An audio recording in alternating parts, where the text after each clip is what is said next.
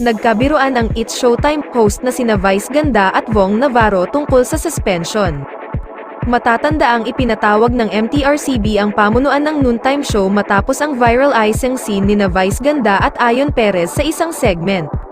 Sa kanyang Facebook post, naglabas ng sentimiento ang retiradong entertainment editor ng pahayagang Manila Bulletin na si Crispina Belen sa umano ay pagbaba ng pamunuan ng Movie and Television Review and Classification Board o MTRCB ng verdict para sa kapamilya noontime show na It's Showtime.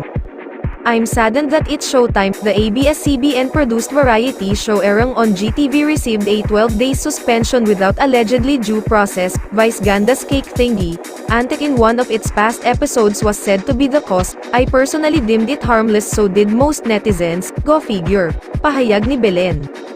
Sa kanya ring palagay, iyon na raw ang pinakamalalang suspensyon na ipinataw sa isang palabas. Ayon pa sa kanya, maaari pa raw iapela ang nasabing pasya ng nasabing ahensya.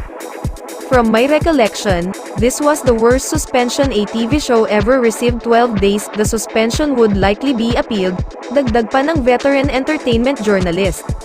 Sa bandang huli, nag-iwan na lang siya ng tanong para sa mga netizen at madlang people. So what do you think, was the suspension justified?